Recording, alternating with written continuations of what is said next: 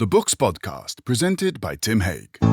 Welcome to the Books Podcast. I'm Tim Hague. Now, I often like to point at our backlist containing interviews with writers like Joanne Harris, Lawrence Krauss, Salman Rushdie. If you're new to Books Podcast, it's well worth scrolling down and having a look for these shows. We're also excited about our upcoming guests. This summer we'll be interviewing, inter alia, Philip Norman, Helen Lewis, and Booker Prize winner Sir Ben Okri. Really looking forward to all of those. In this episode, we're delighted to be talking to Gail Crowther about her rather delightful Marilyn and Her Books, The Literary Life of Marilyn Monroe. So a lot of the writers that she met were huge fans of Marilyn, and they rated her as an intellectual, and they rated her as a deeply, fiercely intelligent woman. The kind of hideous sexism that she was exposed to, and she actually said, if you're ignorant, books don't laugh at you. No one was interested in her mind, so we don't know what Marilyn thought about Dylan Thomas because nobody thought to ask her. I ask you, gentlemen of the jury, is this the kind of book you'd like your wives and servants to read? Gail, welcome to Books Podcast. Hello, thanks for having me. Right, I was struck, even just on the dust jacket, there's a puff blurb that, where you've got a quote that says, just when we thought we couldn't love Marilyn anymore, Crowther, Gail, surely, deepens and complicates our devotion. It was the first half of that stopped me. We could, because we do. There is something deeply special about Marilyn Monroe. There really is. I think she's a very beloved icon. She has been while she was alive, and even more so after her death. And she's very adorable. People do love her. They love her films. They love how she looks. She inspires music, art, fashion. She's very prevalent. She's more, though, isn't it? Because it's not like she's the only, physically perfect film star. You've got your Margot Robbies and your Anne Hathaways these days, and there've been sex bonds all through movie history. But Bridget Bardot and like Scarlett Johansson and that lot. Am I giving myself away here? I probably am. So why Marilyn? Why is she the poster girl for movie sex symbol? I think because Marilyn was so much more than a sex symbol, and I think that people who watched her films understood that, and I think women understood that she was so much more. That Marilyn was a victim of sexism in the 1950s and 60s, and certainly as well since her death. That's going to be a theme of our conversation. Absolutely, yes. So, and I think that there is an understanding and an increasing understanding that Marilyn is so much more than this dumb blonde image that has been presented by the studios and particular cultural moments as well. And that, I think, is her enduring appeal. So that, yes, though, she meant more than just the image, so that people can bring more to their appreciation of her.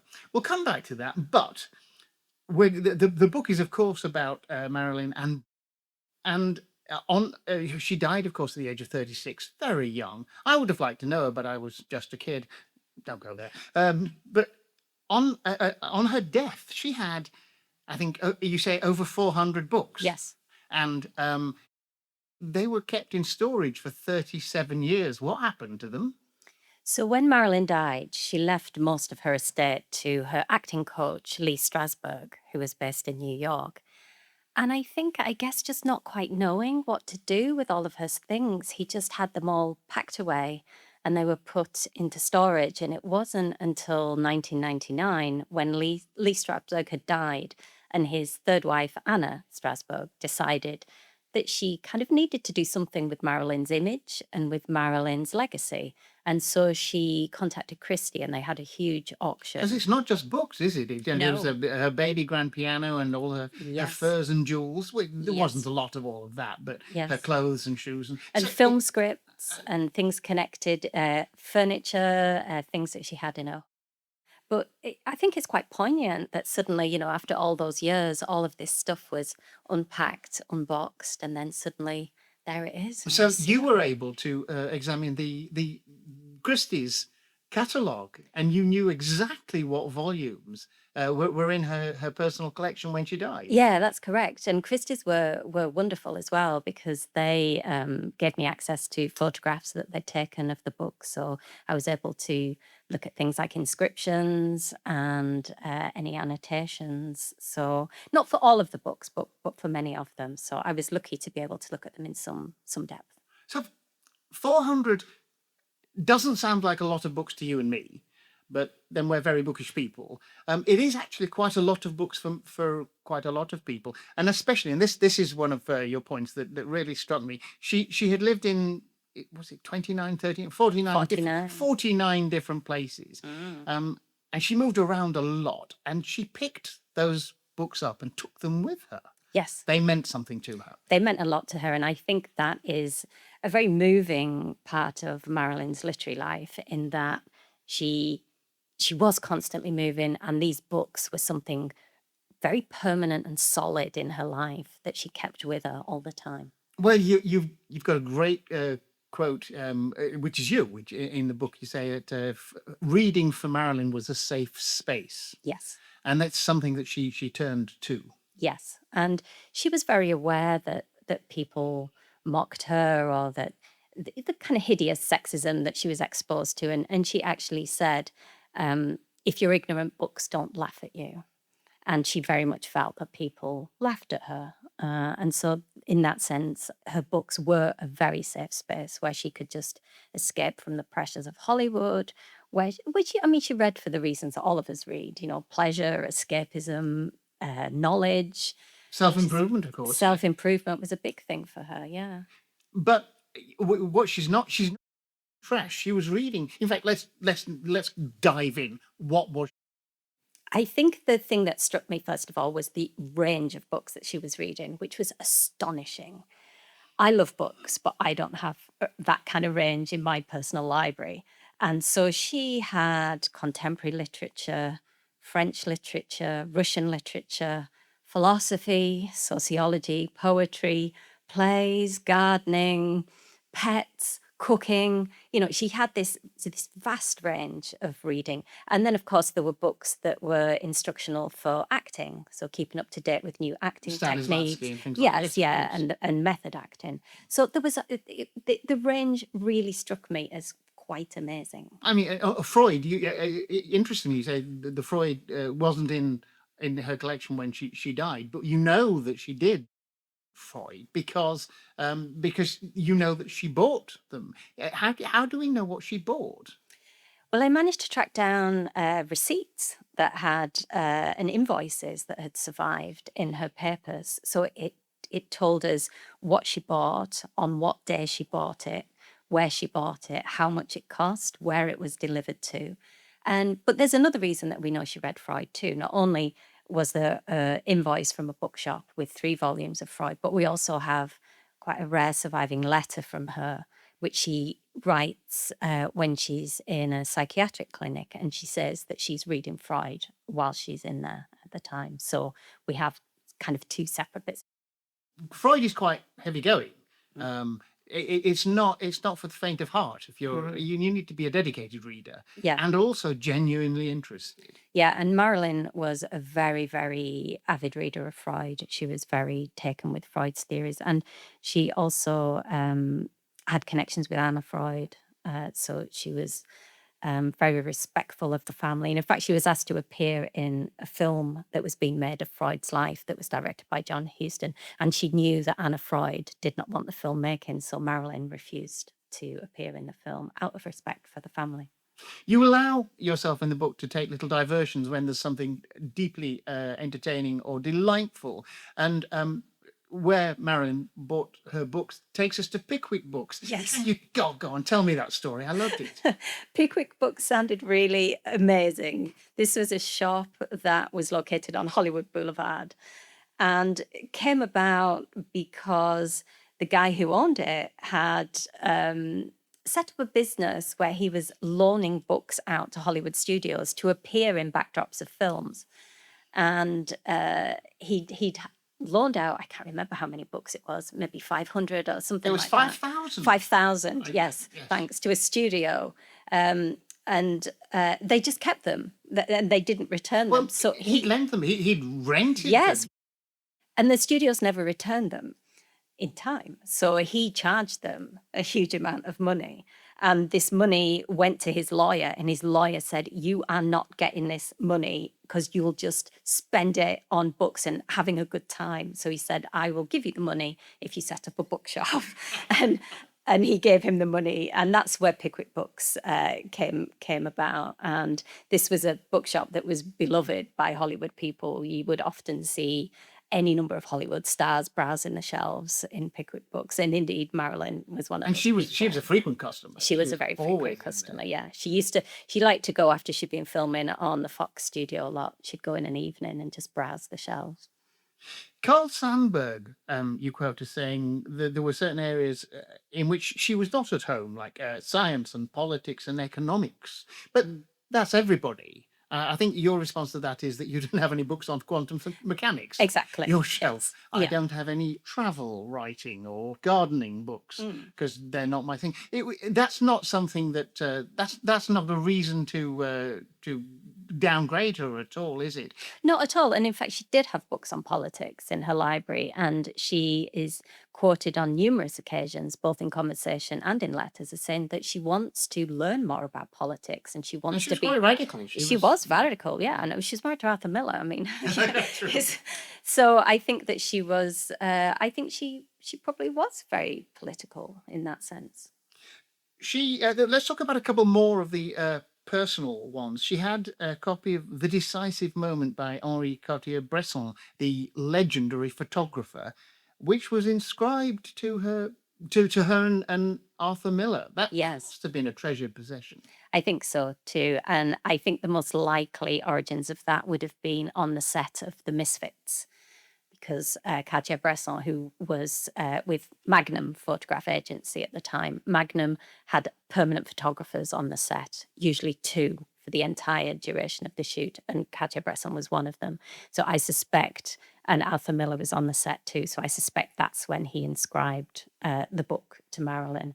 But I think what's interesting about a photographer giving Marilyn the book is that all the photographers who worked with her said she almost knew as much about photography as they did.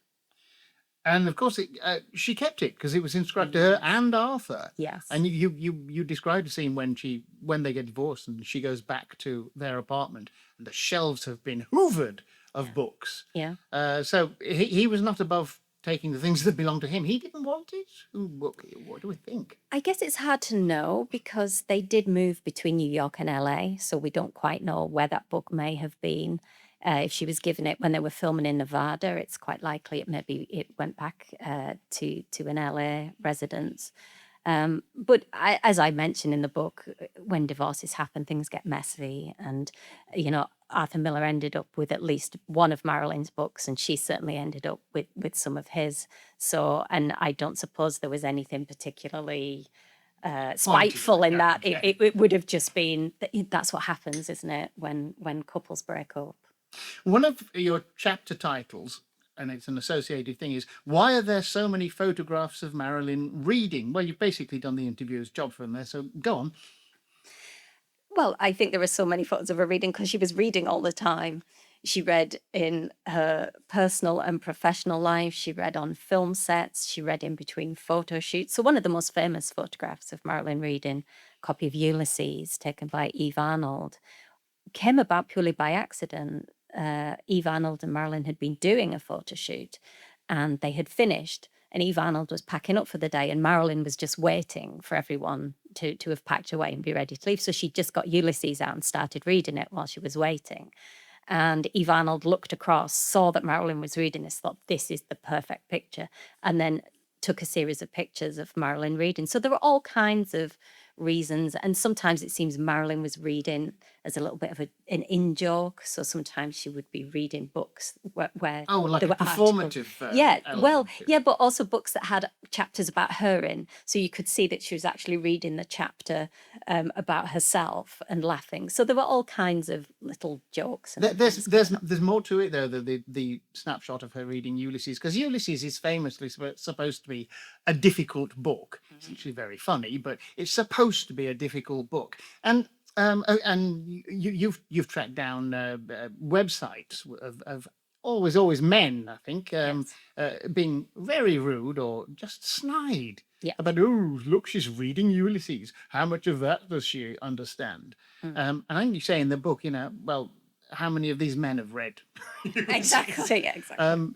Which I'm sure is a good point, but it's the sort of, again, it's an iconic image, isn't it, of Marilyn? It is, and I think it's an important image because I think it raises two separate things, that image. The first one is the kind of sexism that is directed towards Marilyn.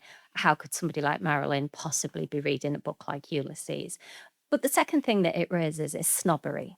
So it's kind of, again, someone like Marilyn reading a book like that. But then it raises questions about, well, okay, what are the implications here about a book like Ulysses, and who is supposed to be the ideal reader for Ulysses? Is it only a certain group of people who can read Ulysses? And so I think that, and there have been lots of chapters and essays and articles written about that photograph for the simple reason that it raises these really quite provocative questions. And yet she was clearly reading. We've already mentioned something. She's clearly reading widely. European and Russian literature as well, and Yes.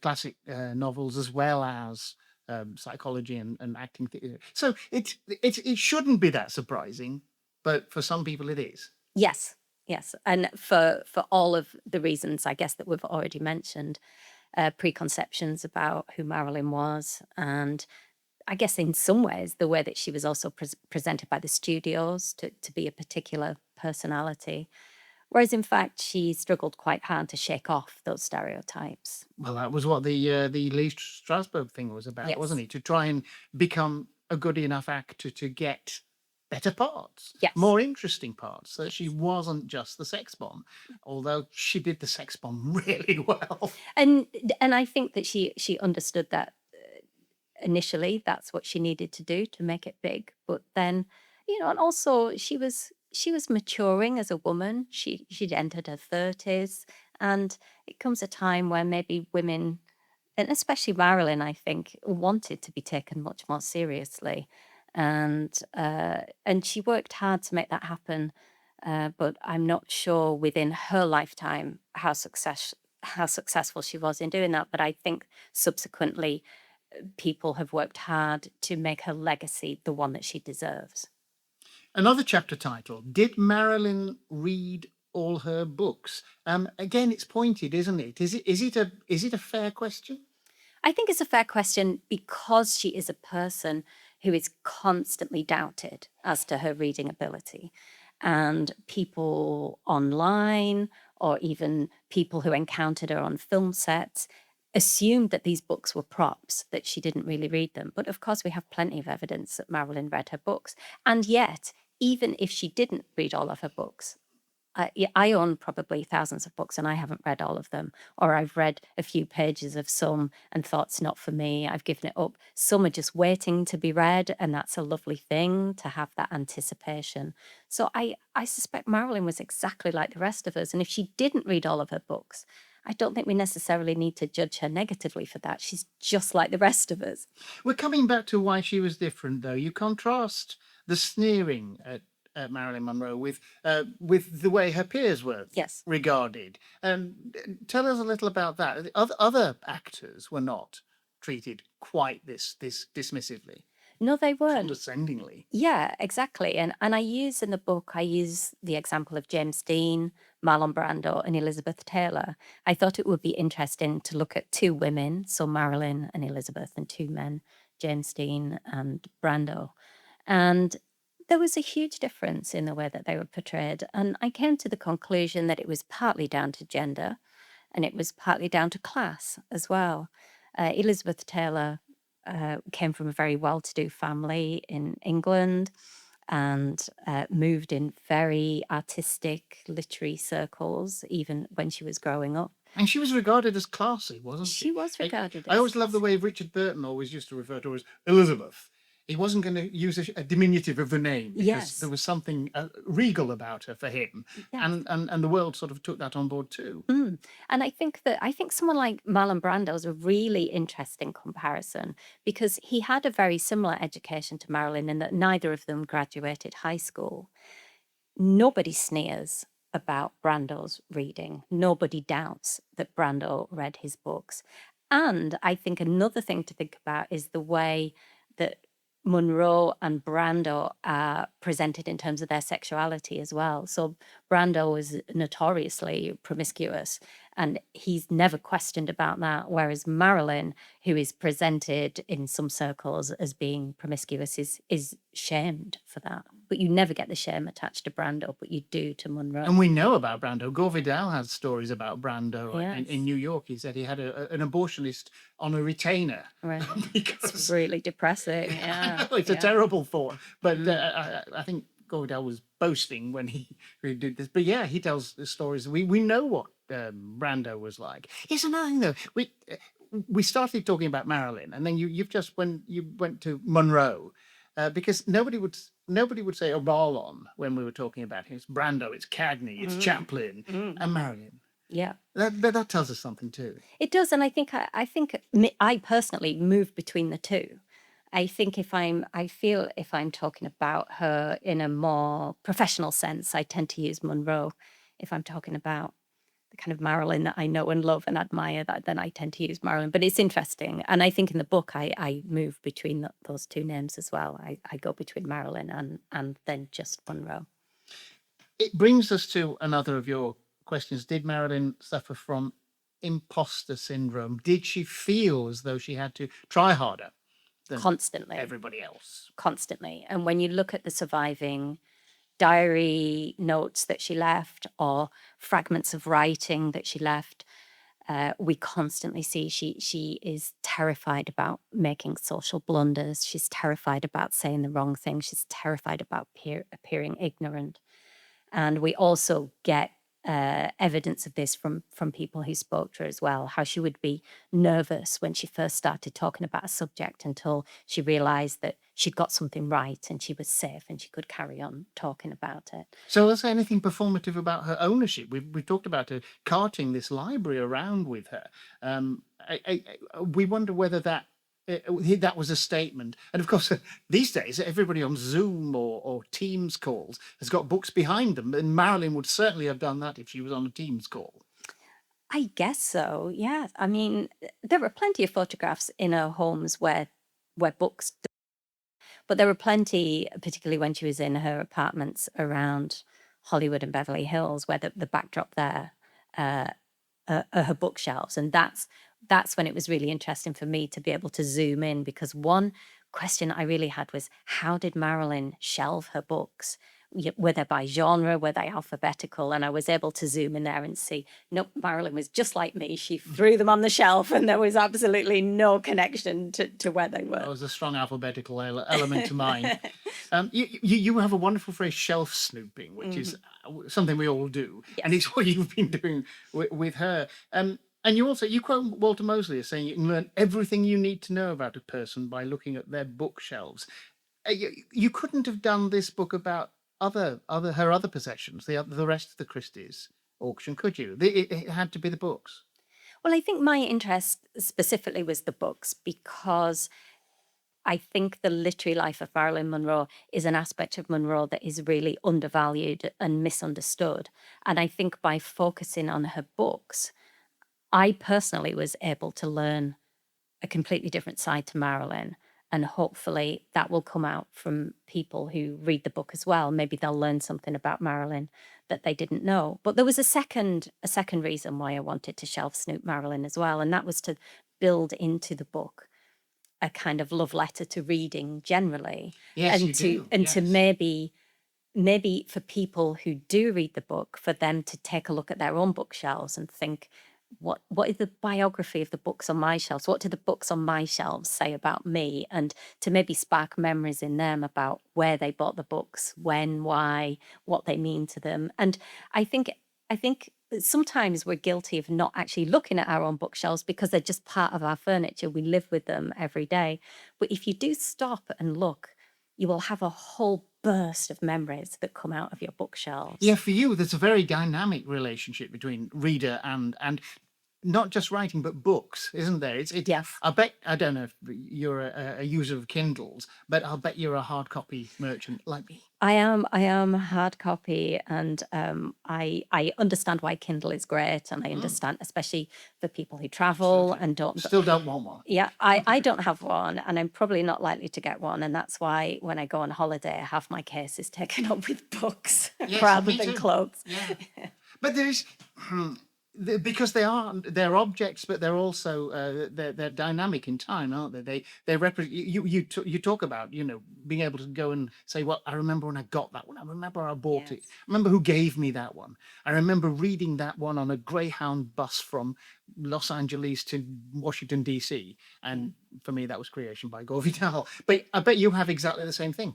Absolutely, and that sometimes there would have been decades when I would have travelled with the same book, which was always the collected poems of Sylvia Plath. I wouldn't go anywhere. course it was. I wouldn't go anywhere without that.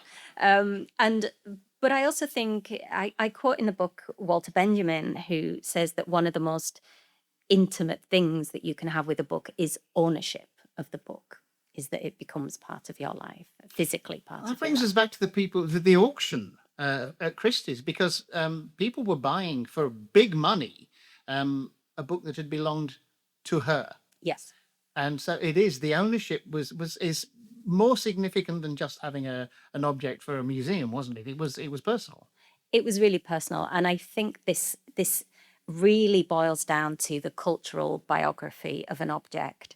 So you can have a first edition book, and that can be valuable in and of itself. You could have a signed first edition, which is even more valuable. But if you have a signed first edition that was owned by Marilyn Monroe, then it becomes even more valuable. And that's to do with the biography of the book itself, where it lived, who owned it, and really, quite frankly, who had touched those pages. I want to talk a little bit about Marilyn and writers. Of course, she Yes. married one, but she liked writers. She wanted to meet them, and they meant something to her. So when you talk about the books, it opens us up to other rooms. Let's discuss some of the writers. Tell me about some of the people that she was either close to or desperately wanted to meet. I think what's interesting is that Marilyn did love writers and wanted to meet them, but possibly more significantly, writers loved Marilyn and wanted to meet her. So a lot of the writers that she met were huge fans of Marilyn. And interestingly, they rated her as an actor, they rated her as an intellectual, and they rated her as a deeply, fiercely intelligent woman, which I find really interesting at that time in Hollywood. And some of the writers that she met were people like Dylan Thomas, Carson McCullers. Great bit about Dylan Thomas. She Yes. met him. She got drunk with him. She went out driving and crashed with him. Yes. They went to a party at Charlie Chaplin's and, Yes. and Dylan drove there drunk and they crashed into Charlie Chaplin's tennis net. Fabulous story. Dylan Thomas, though, was a notorious driver. He was one of the great legends of drunkenness. Did that not put her off? Did that not dismay her? Dismay her about Dylan Thomas. Yeah. I don't think we know what she thought of Dylan Thomas. And this is the other thing that I repeatedly go back to in the book is nobody really asked Marilyn these questions. Nobody said, what do you think of such and such a writer? What are you reading? Do you like this book? Nobody Yeah, the bothered to ask quotations her that- that. Yeah, whenever she was interviewed, nobody was interested in her mind. No one was interested in her mind. So we don't know what Marilyn thought about Dylan Thomas because nobody thought to ask. She married Arthur Miller, and you'd hope that he would be nice about her, but he wrote that play after the fall, Yes. after she died. Her friends are horrified. Yes. Why? The play After the Fall upset many people, people who were close to Marilyn and knew her and cared about her, but also people who perhaps had never met her but were fans of her. And when it premiered in New York, people were really quite horrified at the content of it, which was a not very flattering portrayal of a fictionalized Marilyn. I have to say, although Miller maintained that this was not really a play about Marilyn. It Well, was. he would, wouldn't he? He would, but it seems that there were so many parallels that, of course, people drew certain conclusions from that play, to the extent that the writer James Baldwin was so appalled that he actually wanted to not only boycott the play, but set up a picket line to stop people going to see it. He was so upset when he'd seen it. And Jackie Kennedy Onassis also apparently stopped inviting Arthur Miller round for dinner because she felt with that play he had betrayed Marilyn. And it's not the only time he was dismissive about her after they, he belittled her and suggested that she wasn't quite the woman he thought he was. Yes. Yes, I don't think some of the stories about him and Marilyn reflect very well on him. I have to say that I think that the marriage was happy. I think they were very much in love at first, but Marilyn does recall quite early on in the marriage when they came here to London to film The Prince and the Showgirl that she came upon either his notebook or his diary where he talks about how she isn't as intelligent as he thought she was, and he's embarrassed about her in front of intellectual friends. And Marilyn was obviously completely devastated by that, and her friends said that she never really recovered from And you that do have to event. wonder what the Freudian implication of leaving your diary around for your wife to Yes. glimpse it might be. You wonder what she Just would on have that written. page. Just as well. yeah. I mean, Yes. as a good Freudian, I think she might have put a construction upon it. Yes. We also have to talk about Norman Mailer, Yeah. Okay. a writer that Marilyn did not want to meet. Definitely. And she was right. I mean, Dorothy Parker, as you say, described him as the awful man who stabbed his wife. And for people who are not familiar with Mailer, yes, he did. He actually, he was a violent man and quite hard going. But he was obsessed with her. He wrote a lot about her. She didn't want to meet him. She didn't want to meet him, and I think she actively went out of her way not to meet him. And given what he subsequently wrote about her, I think that she probably made the right decision there. There were a whole book about her, and he wrote the magazine articles. Yes. Yeah. Yes, and a play. And a play. What was his view of her? His view of her, to me, was a deeply misogynistic view. He sexualized Marilyn in a deeply disturbing way and wrote about her. When I read Mailer, I physically recoiled from the words that he used about Marilyn, and I found it frankly offensive. So after she died, then quite a lot of people were unpleasant about her. I noted Jack Kerouac and Tennessee Williams. We have to go there. What did they say that was? Well, again, with Jack Kerouac, it was sexualizing her again. It's all Yeah. these men that were just looking at her and sexualizing her. And although I repeat what Kerouac said in the book because it's important, Which is unpleasant and which is just unpleasant. uses an F-bomb. Yes. And essentially, I mean, I don't know if we can swear on this Oh, yes, of course we can. podcast. It's And it's, mine, yeah, so yes, so you can. yeah, so Kerouac was kind of saying Marilyn was fucked to death, and that was his. Which, kind firstly, of is not true, It's, and secondly, is offensive. it's really offensive. And then Tennessee Williams was an interesting one because he was actually fond of Marilyn and he seemed to really respect Marilyn as an actor. And yet, after she died, he wrote a piece that I felt was unpleasant and pointed, where he sort of speaks about Marilyn just being this kind of pretty faced, dumb blonde and that she got what she wanted. And which seemed odd to me. Yeah, there's a quote, there are beautiful, sad, dumb girls all over the world. Yeah, and you sort of want to go, yeah, Tom, but there are waspish and miserable old queens all over the world as well. Is that going to be your epitaph? It is odd how people, that's it, people felt free to be obnoxious about her. Yeah, and I think we do have to think about the gendered aspect of it as well, because a lot of these, particularly the kind of sexual slurs, were coming from it. Well, your relationship with her, you have a deep sympathy with her. The book feels heartfelt. Was that there before you started, or was it as a result of investigating? It was a combination of the two. most of my books that I've written, all of my books I've written, have been about women who I feel have been misunderstood and have a legacy that is a little unresolved. I feel they don't quite have the legacy that they deserved. And I always felt that Marilyn was a woman who had so much more to her. And although over recent years we have seen this revision of her legacy where people have started to acknowledge, yes, she was a trailblazer. Yes, she was a talented actor. Yes, she set up her own production company and was a very astute businesswoman. I still felt that there was more work to be done around the intellectual side of Marilyn. And so I definitely felt some kind of affinity with her there. But then the more I went into the research and the more I looked at the type of book she was reading, the annotations she was making, the writers that she met, I personally found a whole new side to her. And although I already deeply respected her, that just kind of shot up even more. Do you think she might have thrived better in our age, where it is possible for women to take agency? You know, Taylor Swift saying, "No, I'm going to have my catalogue," or female movie stars setting up their own companies and calling the shots. Possibly. I am quite dubious about this idea of how progressive society is towards women. I think that, as we've seen, still in Hollywood, there's deep sexism in Hollywood. Women's bodies are still under the same level of scrutiny that Marilyn's was. Women's intellectual lives are still doubted. I think it would have been different for Marilyn. I think she would have been able to have more agency simply because of things like social media.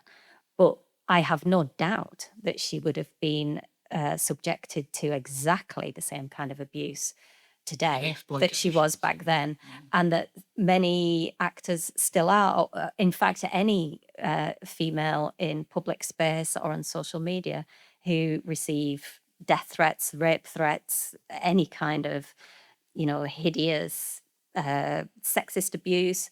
So I think Marilyn probably, although to a certain extent would have had more agency, that greater exposure might have brought some quite unpleasant aspects to it as well.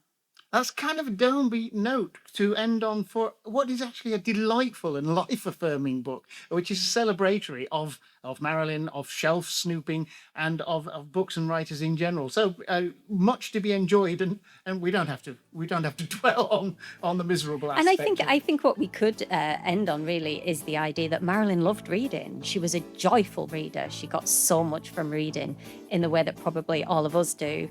And she used books in exactly the same that we did. And I love the fact that she preserved all her books because they just were so important to her. That is Marilyn and Her Books, The Literary Life of Marilyn Monroe by Gail Crowther. It's published by Corsair at £20. Thank you very much. I really enjoyed it. Thank you. That was the Books Podcast, presented by Tim Haig. Email Tim on tim@bookspodcast.com, Twitter @bookspodcast, and Facebook @bookspodcasttim. Splendid. Well, that will do. Thank you very much. Great. Ah, what fun. Yes, I'm not allowed to have any more books. I'm You're not. allowed to have more books, but I'm not allowed any more shelves. Oh, My wife has said, if you have more shelves, you'll put books on them. And I've got, yes, that's the idea. That is exactly what I do. You've got a very good point, darling. But she just won't have it. Do you have that? Occasionally I'll have a sort of clear out and take books to the charity shop to try and from time make to time. up more space. Yes, and I regret every one. I